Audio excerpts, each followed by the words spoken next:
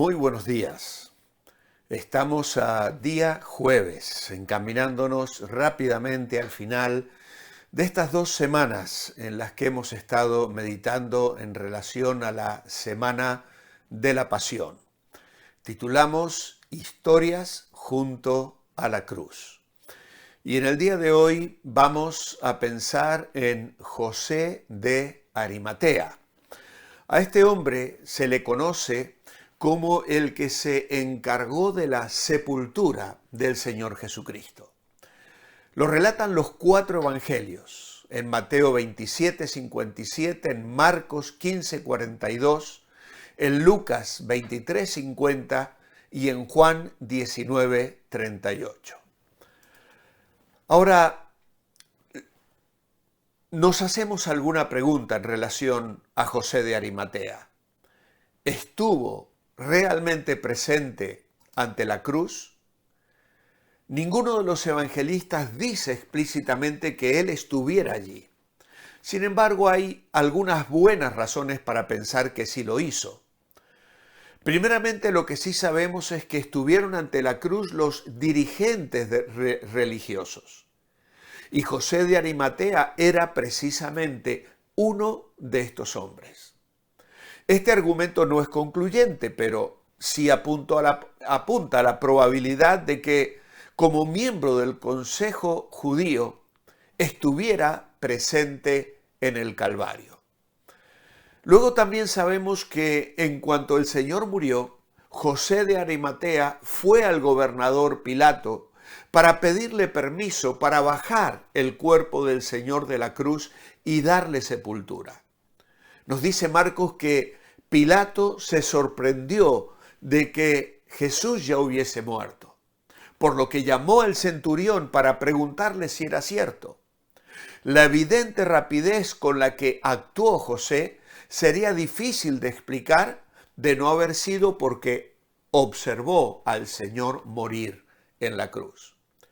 Lo que hizo José de Arimatea, dar sepultura al cuerpo del Señor, nos señala el amor de un discípulo, una impresión que queda confirmada por el testimonio de Mateo, que dice que también había sido discípulo de Jesús. Y Marcos añade que esperaba el reino de Dios. Lucas también afirma lo mismo que Marcos y añade, no había consentido en el acuerdo de la condena de Jesús. Juan también dice que era discípulo de Jesús, pero secretamente por miedo de los judíos.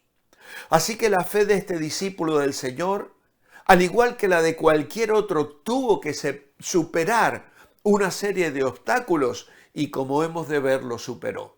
¿Cuáles fueron esos obstáculos? Bueno, por un lado, sus posesiones.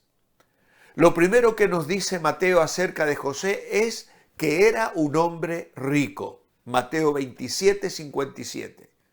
Y aunque no es verdad que el dinero como tal sea raíz de todos los males, es el amor al dinero lo que sí es la raíz. Y según el mismo Señor Jesucristo, hace que difícilmente entrará un rico en el reino de los cielos. Ahora, todo apunta a que José de Arimatea fue una de las excepciones a la regla. Aun siendo rico, su auténtica fe le llevó a arriesgarlo todo y a poner en primer lugar al Señor y su amor hacia Él como discípulo suyo. Pero hubo otro obstáculo que superó, que fue el de la religión. Y esto parece una contradicción. Pero es que a veces, en vez de ser una ayuda a la fe, la religión puede ser un impedimento. ¿Cuántos ejemplos ha habido en la historia de las religiones? Los principales responsables de la condenación y la ejecución del Mesías fueron precisamente los dirigentes religiosos del judaísmo. José de Arimatea también era un hombre profundamente religioso, pero no permitió que su compromiso con su religión se antepusiera a su amor a Jesús. Y luego su situación. José no solo era judío y judío practicante, era miembro del concilio que era el órgano más importante del judaísmo. ¿Cuánto le tuvo que costar primero votar en contra de sus compañeros en el concilio y luego atreverse a bajar el cuerpo del Señor de la cruz delante de todo el mundo y llevárselo para darle una sepultura digna? Hubiera sido mucho más fácil y hasta muy comprensible haber mantenido el secreto de que era discípulo del Señor.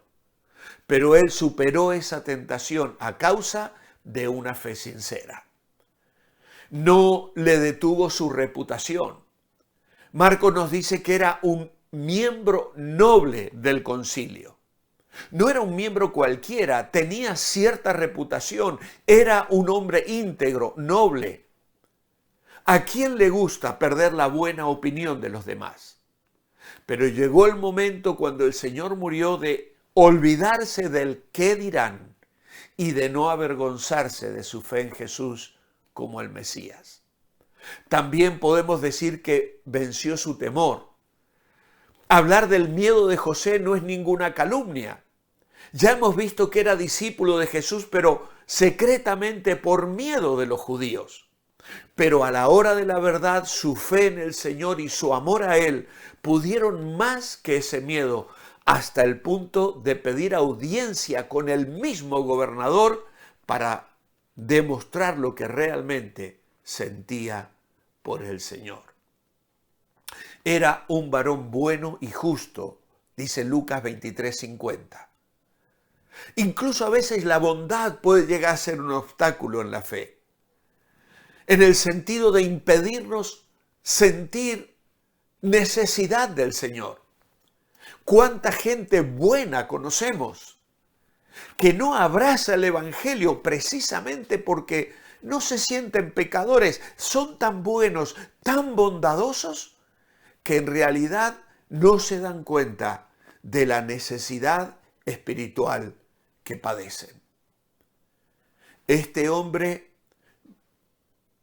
vino al Señor a pesar de ser un hombre bueno, de ser un hombre bondadoso.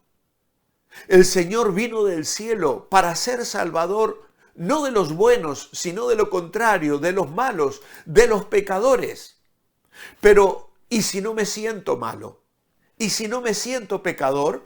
Bueno, no me sentiré necesitado del Señor, ni le pediré que me salve. A quienes más les cuesta aceptar el mensaje de Cristo es precisamente aquellos que se creen buenos. Creen que pueden llegar al cielo por sí solos. Sin embargo, aquí tenemos evidencias de la fe de José de Arimatea. Primeramente sus palabras. Antes la muerte del Señor, José ya había dado al menos una evidencia clara de su fe, cuando en el concilio había hablado y votado en contra de la mayoría. Dice Lucas 23:51 que no había consentido en el acuerdo ni en los hechos de ellos. Tal vez esa fuera la primera ocasión cuando José se atrevió a hacer pública su verdadera actitud hacia el Señor. A pesar de los riesgos, que no eran pocos, rompió su silencio e hizo constar en aquella asamblea tan decisiva del concilio su opinión referente a la decisión que estaban tomando en contra de Jesús. Esto también nos habla de su valor. José, dice Marcos, vino y entró osadamente a Pilato y pidió el cuerpo de Jesús. Aunque hubiera ido a ver a Pilato muerto de miedo, aún así hubiera sido una muestra tremenda de valor, porque dice Marcos, entró osadamente en la presencia del que ostentaba la máxima autoridad política en aquel momento. También antes había tenido miedo de los judíos, dice Juan 19:38. Pero ahora había pasado al valor delante de judíos y de no judíos, y esta es una evidencia de la transformación que obra la verdadera fe en el Señor. También Él venció lo que sus propias riquezas, como hemos dicho, podrían estar siendo un algo que le detuviera. Cuando él se convierte, algo ha pasado. Y hay un detalle curioso en la historia de este hombre. Cuando Pilato, informado por el centurión, le da el cuerpo, José va y compra una sábana y lo envuelve y sepulta al Señor. Era viernes, el Señor había muerto sobre las 3 de la tarde. Cuando José obtuvo el permiso del gobernador para dar sepultura al cuerpo del Señor, ya serían las 4 más o menos. Y eso le daba a José solo un par de horas para ir a una tienda a comprar una sábana, porque el día de reposo empezaba con la puesta del sol del viernes y seguramente las tiendas estaban ya a punto de cerrar. Nos podemos imaginar a José saliendo apresuradamente de la residencia del gobernador, aún suspirando por el momento difícil que había enfrentado, el nerviosismo de los detalles que tenía que llevar a cabo para realizar la sepultura. Comprar una buena sábana a un hombre rico como él no debía suponerle mucho, y seguramente compró la mejor que encontró en la tienda. Y con esta actitud mostró una profunda devoción hacia el Señor. Pero su generosidad no está reflejada simplemente en la sábana, sino en el lugar al que José llevó el cuerpo sin vida del Señor. Dice Mateo 27 que tomando José el cuerpo, lo envolvió en una sábana limpia, lo puso en un sepulcro nuevo que había labrado en la peña. ¿Cuántos detalles nos da Mateo? El sepulcro donde José, con la valiosa ayuda de Nicodemo, puso el cuerpo del Señor, era su propio sepulcro. Y era nuevo. Lo había mandado labrar en la peña. El sepulcro que él había hecho para que un día fuera su lugar de descanso, se lo entrega al Señor. Nosotros sabemos que el Señor solamente iba a necesitar el sepulcro un par de días, pero José no lo sabía. Por lo tanto, manifiesta su fe, dándole al Señor un don muy caro para él. Finalmente, nos dice que hizo rodar una gran piedra a la entrada del sepulcro.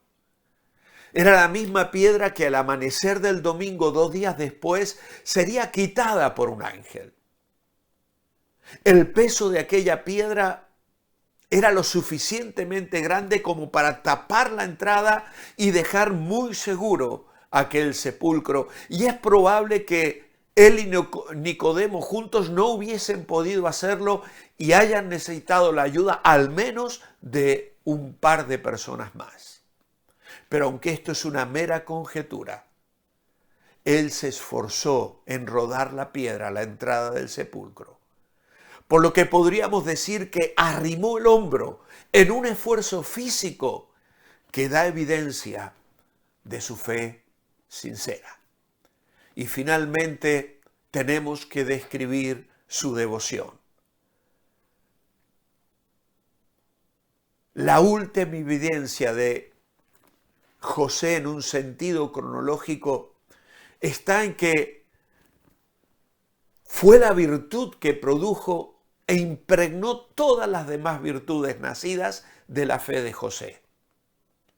Si le preguntáramos por qué hizo todo lo que hizo, ese valor, esa generosidad, ese esfuerzo físico, ese gasto, la entrega del don de su sepulcro, la respuesta sería por amor a Jesús. Quitó el cuerpo sin vida del Señor, lo envolvió en aquella sábana, utilizó las especias aromáticas que Nicodemo había traído y depositó con todo cuidado y cariño el cuerpo inerte del Salvador. Cuántas preciosas lecciones nos deja la historia de este hombre. ¿Qué le estamos dando al Señor? ¿En qué evidenciamos nuestro amor cada día hacia aquel que vino a darnos la vida? Que este ejemplo nos bendiga, nos desafíe y nos motive a vivir hoy para la gloria de nuestro amado Salvador. Os espero mañana viernes. Manteneos bendecibles.